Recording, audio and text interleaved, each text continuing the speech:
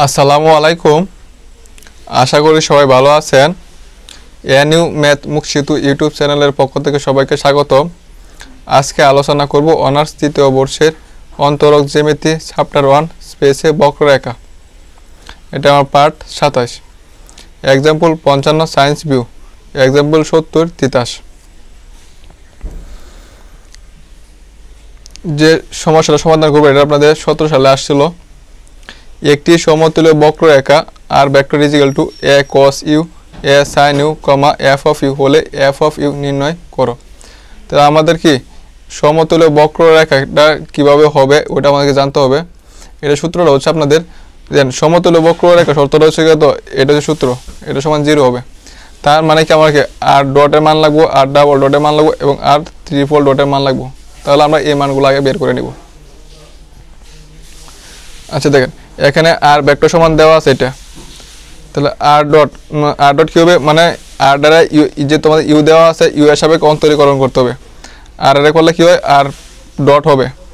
এ ধ্রুবক cos you এর করলে কি হয়, মাইনাস সাইন ইউ হয়, কমা এ ধ্রুবক সাইন ইউ এর অন্তরীকরণ cos ইউ, কমা একটা হচ্ছে ফাংশনের অন্তরীকরণ করলে কি হয়, মানে প্রাইম বা কি ডট হয়। এখন এটা যদি আবার অন্তরীকরণ করি, আসলে একটা ডট তাহলে হয়ে যাবে ডাবল ডট, মাইনাস এ ধ্রুবক সাইন ইউরে অন্তরীকরণ করলে কি হয় cos ইউ, এ হচ্ছে ধ্রুবক cos ইউরে করলে কি হয় মাইনাস সাইন ইউ হয়। এটা তো ফাংশন একবার করা আছে, এটা আবার করি তাহলে কি হবে ডাবল ডট হইব। এবং এটা যদি আবার অন্তরীকরণ করি তাহলে হইব এখানে দুইটা ডট আছে তাহলে হইব তিনটা ডট হয়ে যাব ইকুয়াল টু এ হচ্ছে ধ্রুবক cos ইউরে করলে কত হয় মাইনাস সাইন ইউ, আর এদিকে ছিল মাইনাস, তাহলে মাইনাসে কি হয়েছে প্লাস হয়ে গেছে। মাইনাসে ধ্রুবক সাইন ইউরে ইউ এর সাপেক্ষে অন্তরীকরণ করলে কি হয় cos ইউ হয়। এখানে দুইটা ডট আছে, এটা যদি আবার করি তাহলে কি হবে তিনটা ডট হবে, কারণ এটা function. R is equal to R of U, মানে বক্ররেখাটা কি সমতুল্য হলে কি হবে, R dot R double dot R triple dot is equal to 0। তার মানে কি আমাদের এখানে নির্ণয় করতে হবে। নির্ণয় করে আর ডটের মান কত আছে আমাদের, আর ডট আছে minus A sine u a cos u f dot u, যেটা লিখছি। আর ডাবল ডটের ক্ষেত্রে কি আছে, মাইনাস এ cos ইউ মাইনাস এ sine u f double dot u, এবং আর ট্রিপল ডটের ক্ষেত্রে আছে a sine you minus A cos u f triple dot u is equal to 0। এখন আমরা লেখা আমরা কি ছোট করার চেষ্টা করব। দেখেন রো, আমরা কি জানি এটা শুধু সারি, এগুলো সারি আর এগুলো কি কলাম। আচ্ছা তার মানে আমরা যদি R1 বের করি, R1 মানে এখানে মানটা বের করি, এখানে আমরা কি মান বের করবো, দেখি বলছি R1 যোগ R3, R1 যোগ R3, R1 বলতেছি এটা আর R3 বলতেছি কত এটা, তা এইটার সাথে এটা যোগ করে দেন। এখানে আছে মাইনাস সাইন ইউ আর এখানে আছে প্লাস সাইন ইউ, তাহলে প্লাসে মাইনাসে কার আগে থাকবো তো 0। তারপর এগুলো এখানে যা আছে তাই রাখবেন। তারপর এটা ক্ষেত্রে দেন এটা আছে, এটার সাথে আমার কি বলছে R1 এর সাথে R3 যোগ, এটা যোগ করলে দেন এখানে আছে এ cos ইউ আর এখানে আছে তো মাইনাস এস cos ইউ, প্লাসে মাইনাসে কারা দিলে থাকবো তো 0, মানে R1 এর মান পাবো আমরা। আর বাকি আছে কত minus A sine you minus A cos U, বাকিগুলো আমরা ঠিক রাখবো। আর এখনো কি আমাদের কি বলছিল R1 মানে এখানে যে মানটা হবে এটা R1 যোগ R3, R1 বলতেছি কত এটা, R3 বলতেছি এটা, তার মানে কি এই দুইটা কি যোগ করতে হবে, দুইটা যোগ করছি, এইটা আর এটা কি করছি আমরা যোগ করছি। বাকি যেগুলো আছে এভাবে আমি কি করছি রাখছি।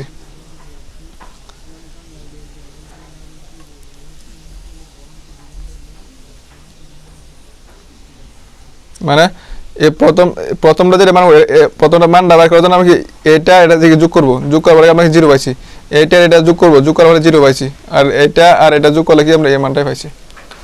আচ্ছা তারপরে দেখেন 0 করলে 0 রাখলে বাকি করলে কি 0 হয়ে যাবে, 0 জন্য কি হয়ে যাবে বাকি সবগুলো 0 হয়ে যাবে, তাহলে এটা আমি আর দেখাচ্ছি না। এখন আমরা এটা নিয়ে করবো, নির্ণয় করলে যেভাবে করতে হয় এইটা লিখছি। তার মানে কি এ বরাবর বাদ এ বরাবর বাদ, এই কোনা গুণ করতে হবে, মাইনাস মাইনাসে plus A square cos square U সূত্রে মাইনাস, কিন্তু এখানে গুণ করলে মাইনাস আসবে, তাহলে মাইনাসে মাইনাসে কি হয়ে যাবে প্লাস হয়ে যাবে, a square sine square u থাকবে আমাদের। এগুলো আপনারা পারেন। F dot u f threefold dot u, এখানে এ স্কোয়ার কমন নিছি, তাহলে আমাদের কাছে কত sine square u plus cos square u is হলো 0। আর sine square u plus cos square u মানে 1, 1 এর সাথে এ স্কোয়ার গুণ করলে কি এ স্কোয়ার, এটা কিন্তু আমাদের গুণ চিহ্ন, এখানে গুণ চিহ্ন না দিলেও হয়তো সেই যে হলো 0, আর এখানে যা ছিল তো তাই আছে। এখন যদি আমরা এ স্কোয়ারটা যদি এদিক দিয়ে নিয়ে আসি তাহলে 0 বাই এ স্কোয়ার মানে কত 0ই থাকে, তাহলে এটা সমান পাবো কত আমরা 0 পাবো।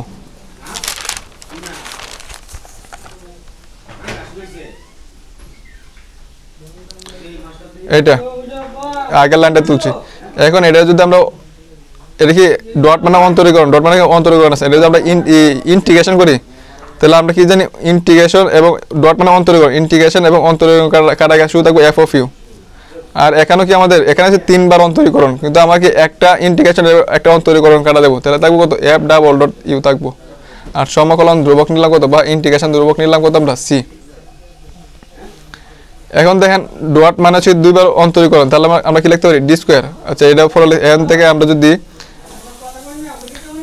দেন এফ অফ ইউ এর সাথে যদি 1 গুণ করি এফ অফ ইউ আসতেছে, আর ডি স্কোয়ার এফ ইউ যে কথা এফ ডাবল ডট ইউ একই কথা, এর 2বার অন্তরীকরণের জন্য আমরা কি লিখছি 2 দিছি।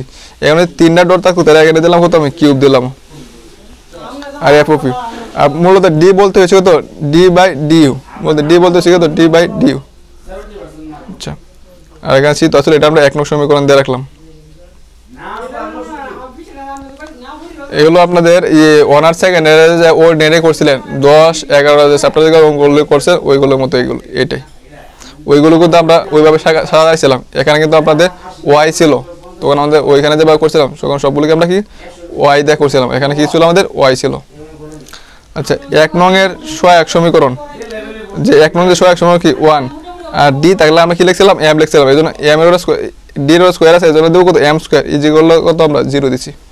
আর এখানে হচ্ছে এফ অফ ইউডার আমরা কি আকারে লিখছিলাম এফ ওয়াইডারে লিখছিলাম কত আমরা ওয়াইডারে লিখছিলাম e to the power m x x আকারে লিখছিলাম, যেহেতু এটা ইউ এর এই জন্য আমরা এফ অফ ইউ সমান ধরে নেব তো এফ অফ সমান e to the power m u. আর এখানে যেটা ছিল এটা কিন্তু আমাদের কি বলছিলাম নট ইকুয়াল 0, এখানে ওয়াই ছিল ওয়াইটা ছিল কি নট ইকুয়াল 0, আর এখানে আমরা ধরে নিচ্ছি কত e to the power m u যা কি নট ইকুয়াল 0, যেহেতু আমার এম এর এম আসছে এই জন্য ই আকারে লিখবো আমরা। আচ্ছা তাহলে এখান থেকে এম স্কোয়ার সমান প্লাস 1 এদিকে আসলে কি -1 হয়ে যাব, তাহলে এখান থেকে এম এর মান বাই করি এদিকে আসে কি রুট ওভার প্লাস মাইনাস হবে রুট ওভার -1। আমরা কি জানি আর স্কোয়ারের মান হচ্ছে কত -1, তাই আর স্কোয়ার যে কত -1 একই কথা, রুট স্কোয়ারে কারা দিলে শুধু থাকবো তো আই, এটা কি একটা কাল্পনিক মান, কাল্পনিক মানটা আমরা ওয়াইসিটা কীভাবে বের করছিলাম মানে আমরা না এফসি আকারে লিখছি, তো ওয়াইসিটা বের করছিলাম কীভাবে যদি কাল্পনিক মান আসে আয়ের সহগ হচ্ছে কত আমাদের 1, তাহলে এ কস 1 ইউ 1 তো লাগে না প্লাস বি সাইন আয়ের সহগ কত 1 এই জন্য 1 ইউ, যদি কাল্পনিক মান আসে আমরা কিন্তু এইভাবে লিখছিলাম সেকেন্ড ইয়ারে। এখন আমাদের কি বিশেষ এফ অফ পি লাগবে, এফ অফ পিটা আমরা কীভাবে বের করছিলাম এফ অফ পি এই যে এখান থেকে বের করছিলাম F of P is equal to 1 by যে এটা যার যেটা থাকে এটা সহ কত এটা না এটা লিখবো 1 প্লাস কত ডি স্কোয়ার, আর এখানে যা থাকে এটা কি উপরে লিখতে হয় যে উপরে লিখছি কিন্তু উপরে বলতে হয়েছে আমার এখানে সি। এখন দেখেন সিটা আমি এদিক দিয়ে লিখলাম আর 1 বাই ডি স্কোয়ার প্লাস 1 লিখলাম আর এদিকে 1 লিখলাম, দেখেন এটা এটা কিন্তু আমার একই কথা C 1 by D square plus 1 then এটা 1 ই টু 0 সাথে ই গুণ করলে কত হবে আমার 0 হবে, 0 ই টু দেওয়া 0 মানে হচ্ছে 1, তাহলে কি মানে কোনো পরিবর্তন হয়ে যাচ্ছে না, এখানে ইউ কেন আছে যে এটা আমার কি যে ইউ আছে এই জন্য। যদি আমাদের ই মানে আমার সূত্র কি ছিল ই to the power A x, এ বলতে হচ্ছে কিন্তু 0, যদি আমাদের এ আকারে থাকে তাহলে আমরা কি করছিলাম ডি এ জাত কত বসাইছিলাম আমরা 0 বসাইছিলাম, ডি এ জাত মানে ডি এ জাত এখানে যা থাকবো তাই আমরা কি কিন্তু বসাইছিলাম সেকেন্ড ইয়ারে, তাহলে এখানে 0 আছে তাহলে ডি এ জাত কত লিখবো আমরা 0 লিখবো 0 স্কোয়ার 0 প্লাস 1, আর এখানে 1 বাই 1 মানে 1 এর সাথে সি গুণ করলে কত C, R E to the পাওয়ার এটা মান তো আমাদের 1ই তো সি পাইছি। তাহলে এফ অফ ইউ সমান কি আমাদের কিন্তু এফ অফ ইউ এর মান বের করার জন্য বলছিল, তাহলে এফ অফ ইউ সমান হচ্ছে এফ সি যোগ এফ অফ পি, তাহলে এফ সি মান পাচ্ছি কিন্তু এটা এফ সি মান পাচ্ছি এটা ওই যে এফ সি যোগ এফ অফ পি এই যে এফ অফ পি পাইছি কত আমরা সি, যেখানে এ বি সি হচ্ছে কত আমাদের ধ্রুবক। আমরা কিন্তু এফ অফ ইউ এর মান পেয়ে গেছি।